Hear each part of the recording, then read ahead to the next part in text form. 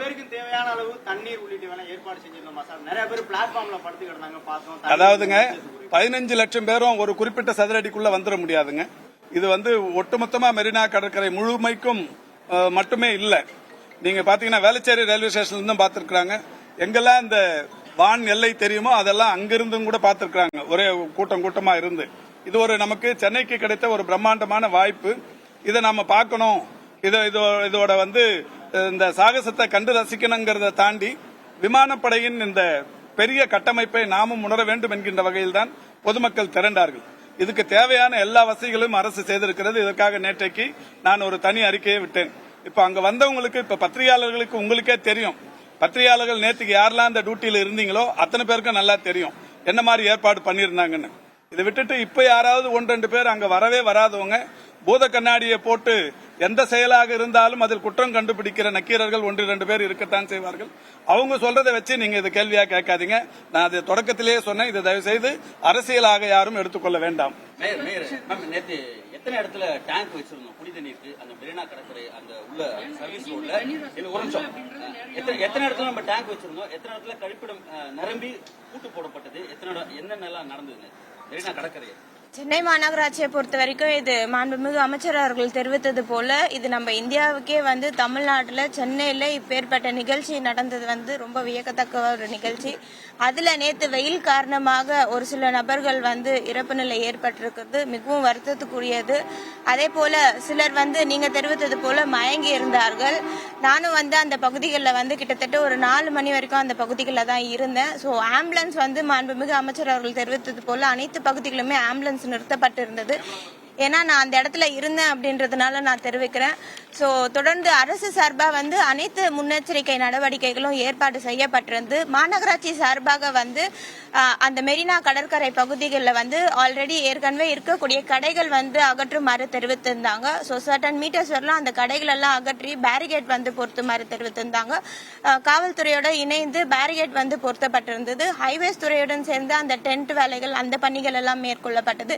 இப்படி அனைத்து துறையுமே ஒருங்கிணைந்துதான் இந்த நிகழ்ச்சியில செயல்பட்டு இருந்தோம். நேற்று வெயில் காரணமாக சில பகுதிகளில் சில பேருக்கு மயக்கம் ஏற்பட்டது நிலை இருந்தது.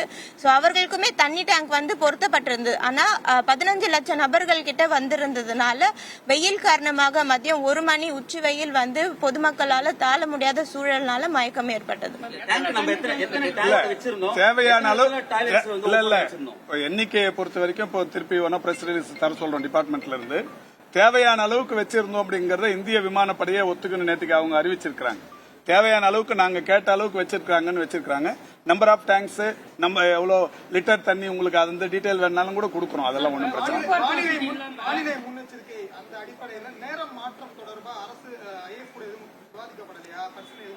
இல்ல. இது முழுக்க இந்திய விமானப்படையோட பணி. அவங்களுக்கு வெதர் எப்படி இருக்கு, அந்த விமானங்கள் பறக்கும் சூழல், இதெல்லாமே இப்ப படகா இருந்தாலும் கப்பலா இருந்தாலும் விமானங்களா இருந்தாலும் மேல இருக்கிற இந்த இதை பொறுத்து தட்பவெப்ப நிலையை பொறுத்து அதுக்காக அவங்க முடிவு பண்ணிருக்கிறது தான். இதுல நாம அதுலயும் அவங்களையும் போய் குறை சொல்லிட முடியாது. அதுக்காக தான் அவங்க முன்னாடி சொன்னாங்க இது மாதிரி வெயில் இருக்கும்னு தெரிஞ்சுதான் எல்லாரும் குடை எடுத்துட்டு வரணும், தண்ணி பாட்டில் தண்ணி எடுத்துட்டு வாங்க, தொப்பி போட்டு வாங்க, கண்ணாடி போட்டு வாங்கன்னு எல்லாத்தையும் சொன்னாங்க. சொன்னதுக்கு அப்புறம் தான் அவங்க நிகழ்ச்சி நடத்திருக்காங்க. இதுல யாரையும் அதான் இதை தயவு செய்து அரசியலாவே இதை நீங்க யாரும் இதை எடுத்துக்க வேணாம். இந்தியாவின் விமானத்துறைக்கு இருக்கிற அந்த கட்டமைப்பை உலகுக்கு வெளிப்படுத்துகிற ஒரு அற்புதமான ஒரு செயல்பாடு இது. அவங்க 93வது வருஷத்தை நுழையிறத நடத்தின ஒரு நல்ல நிகழ்ச்சியா இதை நாம எடுத்துக்கணும். இதுல இது ஒரு வருந்தத்தக்க நிகழ்வு. இதுல எந்த இதுவும் இல்லை. வேணுன்னே ஒரு பொது நிகழ்ச்சி நடத்தி அதுல கூட்ட நெரிசல் தாங்காம இறந்து போனவங்களா இருக்காங்க. இதுல யாரும் கூட்ட நெரிசல்லாம் இல்லை. இது எல்லாமே வெயில் தாக்கம், ஹீட் ரிலேட்டட் தான். ஹீட் ரிலேட்டட் டீஹைட்ரேஷன், இது சம்பந்தப்பட்ட இறப்புகள் தான்.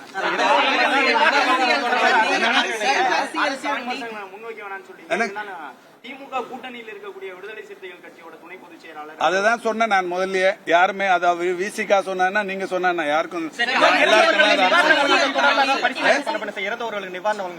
அது அரசு முடிவு எடுக்கும்.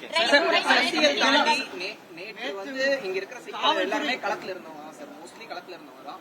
அங்க வந்து பப்ளிக் ஸ்ட்ரகிள் ஆனதை நாங்க பார்த்தோம். அவங்க நிஜமாவே சஃபர் ஆனாங்க. அவங்க சொன்னது ஏங்க 15 லட்சம் பேருக்கு நம்ம அவங்களுக்கு என்ன இல்ல தண்ணி ரெஸ்ட் ரூம்லாம் இல்லன்னு தண்ணி ரெஸ்ட் ரூம்லாம் எல்லாமே இருந்தது, போதுமான அளவுக்கு ஏற்பாடு பண்ணிருந்தாங்கன்னு சொல்லி நிகழ்ச்சி நடத்தணுங்களே ஒத்து நிற்கிறாங்க. நீங்க எப்படி சொல்ல முடியும்? மெரினா கடற்கரையில இருந்து வாலாஜா ரோடு இருக்குல்ல சார், அது வழியா தான் வந்து எல்லாருமே மெட்ரோ ரயில் நிலையத்துக்கு போனாங்க. சுமார் லட்சக்கணக்கான மக்கள் அந்த ரோட்ல வந்தாங்க. ஒரு இடத்துல கூட மெடிக்கல் கேம்ப் அந்த ரோட்ல இல்ல, வாட்டர் கேன் ஃபெசிலிட்டிஸ் இல்ல. இது எல்லாமே அரசியல் ரீதியான கேள்வி. எந்த அரசியலும் தெரியல, சாமானியர்களுடைய கேள்விதான். இல்ல மெடிக்கல் கேம்ப் அங்க இருந்தது. எல்லா இடத்துலயும் மெடிக்கல் 100க்கும் மேற்பட்ட மருத்துவர்கள் அங்க இருந்தாங்க. ஏர்போர்ஸ் டிபார்ட்மெண்டோட மெடிக்கல் விங் இருந்தது. இதை தாண்டிங்க நீங்க பீச்சில இருந்து ஒரு 300 மீட்டர்ல தான் ஓமந்தூரார் மெடிக்கல் காலேஜ், 2 கிலோமீட்டர்ல தான் RGH ராஜீவ்காந்தி ஹாஸ்பிட்டல், ஒரு 3 கிலோமீட்டர்ல தான் ஸ்டான்லி, 1.5 கிலோமீட்டர்ல தான் ராயப்பேட்டா மருத்துவமனை. இப்ப இது மாதிரியான ஒரு மருத்துவ வசதி சென்னையை தவிர்த்து அது மெரினா ஒட்டி உலகத்துல வேற எங்குமே இருக்க முடியாது. அதனால மருத்துவ வசதி இல்லன்னு சொல்லிடாதீங்க. இல்ல நீங்க நல்லா பாத்திருப்பீங்க, ஆம்புலன்ஸ் டிராபிக்ல சிக்கிச்சு, 2 மணி நேரம் டிராபிக் இருந்தது. 15 லட்சம் பேர் இருக்கிறப்ப 15 லட்சம் பேர் கூடுற இடத்துல இந்த அளவுக்கு ஒரு சின்ன நெரிசல் கூட இல்லாம வந்தது இது வரைக்கும் ஒரு வரலாற்று சிறப்பு. இது இந்த 5 பேர் வந்து வெயில் தாக்கத்தால் இறந்தாங்கன்னு வெளிப்படையா சொல்றோம். திரும்ப திரும்ப அதையே சொல்லி நீங்க இதுல வந்து குளிர்காய நினைக்கிறது தவறுங்க. இல்ல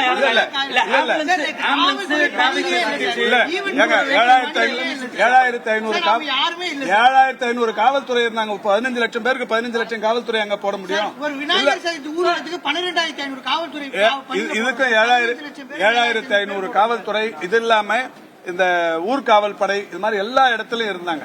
இல்லாமலாம் இல்ல. தயவு செஞ்சு நான் திரும்ப திரும்ப சொல்றேன், பத்திரிகையாளர்கள் உங்க டிவி ரேட்டிங்க கூட்டிக்கணும். இது வந்து ஃபிளாஷ் நியூஸ போட்டு உங்க ரேட்டிங் இதுல கூட்டிக்கணும். இல்ல எனக்கு தெரியும் நீங்க என்ன டிவில இருந்து மறுக்கிறீங்கன்ட்டு. ரேட்டிங் இன்க்ரீஸ் இல்லங்க. நீங்களே சொல்லுங்க. இப்போ நீங்க நான் இதை திரும்பி அரசு இல்ல நான் இதில் திரும்ப இதுக்கு பதில் லாவணி பாடி, இதுக்கு முன்னாடி நடந்த நிகழ்ச்சிகள், வடநாட்டில் நடந்த ஆன்மீக நிகழ்ச்சிகள், இல்ல தமிழ்நாட்டிலேயே நடந்த நிகழ்ச்சிகள், இது எல்லாத்தையும் நான் அடையாளப்படுத்தி ஒரு லாவணி பாடுறதெல்லாம் நல்லா இருக்காது. ஏன்னா ஒரு சோகமான நிகழ்வு. இதோட நிறுத்திப்போம். கனிமொழி அவங்களே சொல்லியிருக்காங்க, சமாளிக்க முடியாத இது போன்ற கூட்டத்தை தவிர்க்கணும்னு சொல்லியிருக்காங்களே.